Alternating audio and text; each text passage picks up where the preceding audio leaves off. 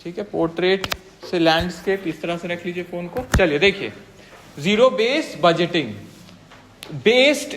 D भी लग सकता है इसमें, एक ही चीज है, क्लियर है। ऐसे होना क्या चाहिए, जीरो बेस्ड होना चाहिए, BASED, और जीरो और बेस्ड के बीच में हाइफन होना चाहिए, कॉपी में लिख लीजिए। जीरो के बाद एक छोटा डैश हाइफन होगा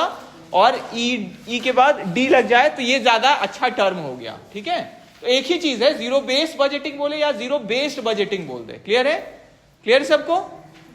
ठीक है। तो ZBB भी इसको बोल रहे हैं शॉर्ट में हम लोग। सिंपल में देखिए, इसलिए नाम ही इसका क्या है, जीरो बेस, मतलब कुछ आपको पहले का नहीं लेके जाना है, जीरो से स्टार्ट करना है, ठीक है। ये सोच के कि इस बार क्या होगा,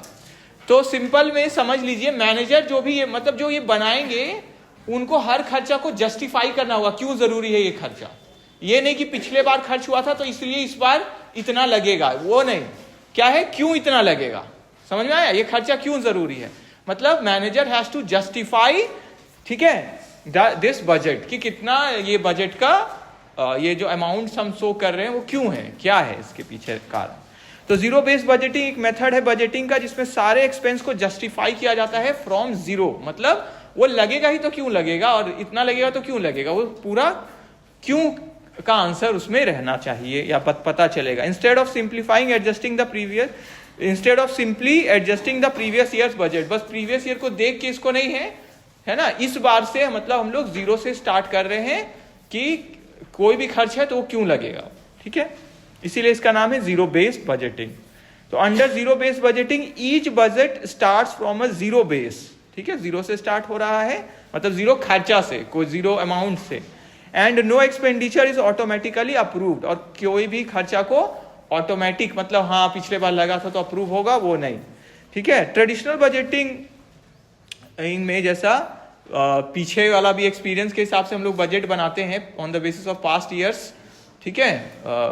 अमाउंट्स, लेकिन जीरो बेस्ड बजटिंग में ऐसा नहीं है, ठीक है। फिर सेकंड में लिखा हुआ देखिए, तो ये कि मेथड हो गया जिसमें सारा एक्टिविटी को री इवेल्युएट किया जाता है, फिर से देखा जाता है, ठीक है। Each time a budget is prepared, मतलब शुरू से देखेंगे इतना लगेगा तो क्यों लगेगा, और every item of expenditure must be justified, सबका साबित करना होगा कि ये क्यों है इतना खर्च। अच्छा, नाम बोले थे ना आज देने के लिए आप लोग को क्रिकेट के लिए, ठीक है, बनाए टीम, नहीं खेलना है, वही लोग के बीच में फर्स्ट ही मैच फाइनल सब हो जाएगा, ठीक है, ठीक है। तो जस्टिफाई होने चाहिए। ओरिजिन ऑफ ZBB, इसको हम लिखे नहीं, इसको यहाँ पे नहीं दिए हुए हैं, होमवर्क में लिख लीजिए इसको, कहाँ ओरिजिन हुआ ये आप सर्च करके लिखिएगा अपने नोट्स में, ठीक है। ओरिजिन ऑफ ZBB मतलब आप क्या लिखिएगा, जीरो बेस्ड बजटिंग, ठीक है, ठीक है। जैसे मेरे पास जो बुक है उसमें बोला गया है कि ये स्टार्ट हुआ था in the state of Georgia by mister Jimmy Carter, ठीक है, जो उस समय गवर्नर थे और बाद में वो प्रेसिडेंट भी बन गए USA के, हाँ, बाद में ये गवर्नमेंट इंस्टीट्यूशंस में भी आ गया और उसका यूज होने लग गया, ठीक है। वैसे आप सर्च करके लिखिएगा, ठीक है, या बुक बाद में सजेस्ट करेंगे तो उसमें भी होगा, तो वहां से भी देख सकते हैं, ठीक है। तो पहले सर्च भी करना चाहिए, एक बार देखिएगा। फिर ऑब्जेक्टिव्स ऑफ ZBB, क्या क्या इसका उद्देश्य है। सबसे पहला, अननेसेसरी एक्सपेंडिचर को हटा देना, ठीक है, हटा देने का क्या मतलब है, क्योंकि इसीलिए तो हम लोग जीरो लेके चल रहे हैं, तो जिससे पता चले कि अगर कोई ऐसा खर्चा है जो पिछले साल भले हुआ था लेकिन इस साल का हमको यूज नहीं लग रहा है उसका, तो वो हम नहीं करेंगे, ठीक है। तो अननेसेसरी एक्सपेंडिचर नहीं होने से रोकता है, ठीक है। फिर इंप्रूव करता है हमारा कॉस्ट एफिशिएंसी, क्योंकि हम जीरो लेके चल रहे हैं और हर खर्चा को जस्टिफाई कर रहे हैं कि ये क्यों होना जरूरी है, तो इससे मेरा क्या होगा, जो कॉस्ट है उसको हम अच्छे से देख पाएंगे कि अननेसेसरी कॉस्ट या वेस्टेज ना हो, तो मेरा क्षमता बढ़ेगा। मतलब टू एलोकेट रिसोर्सेस ऑप्टिमली, क्योंकि जीरो लेके चले हैं तो अच्छे से हम रिसोर्सेस बांटेंगे,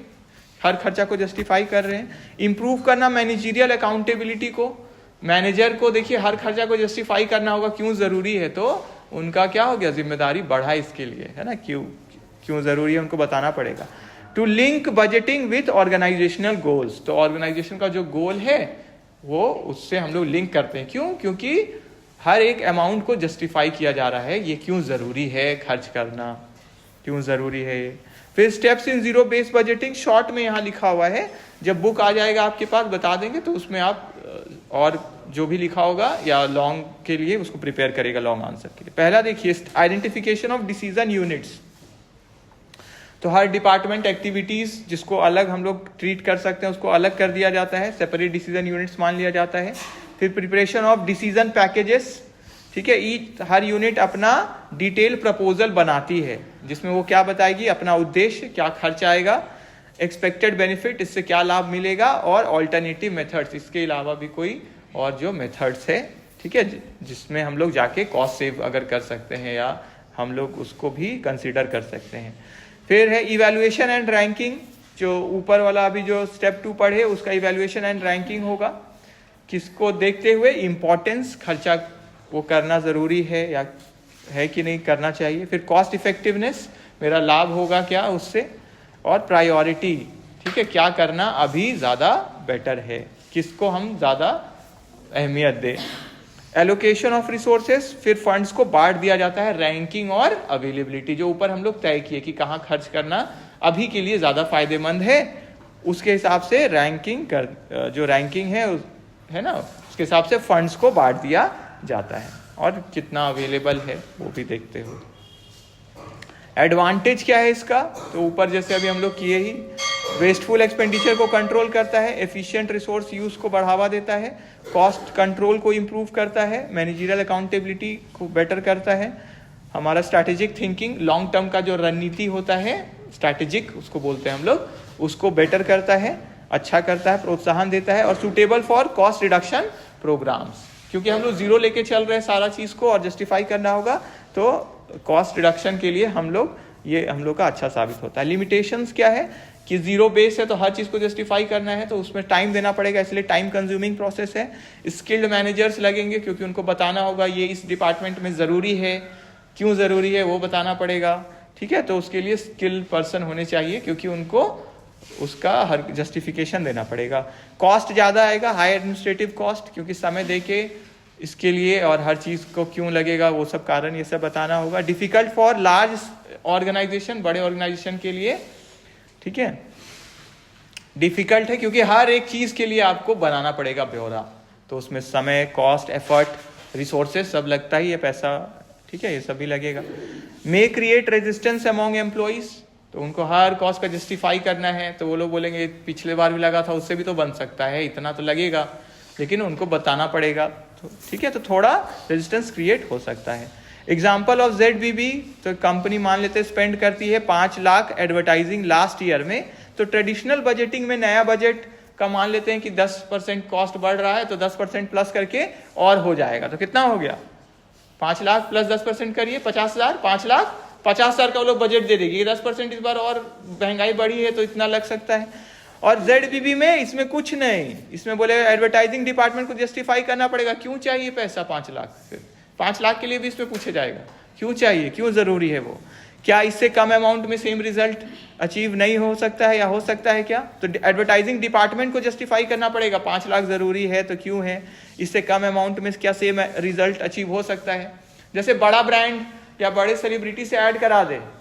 तो 10 करोड़ तो सही लग जाएगा, 10 करोड़ 12 करोड़ 15 करोड़ जो भी है, और वही टीवी के कलाकार हैं या कोई न्यू कमर है उनको पैसा नहीं भी देंगे तो भी चलेगा, वो एक्टिंग अच्छा कर दे जिससे, और स्क्रिप्ट अच्छा हो ऐड का, है ना, उनको तो ब्रेक चाहिए होता है ना शुरू में, तो ठीक है, तो नहीं भी दे रहे हैं या कम ही दे रहे हैं या कुछ कहीं और पे ही हम करके कि लाख में ही काम हो जाए या उससे भी कम में हो जाए, तो वो भी तो क्या से तो डिपेंड करता है। तो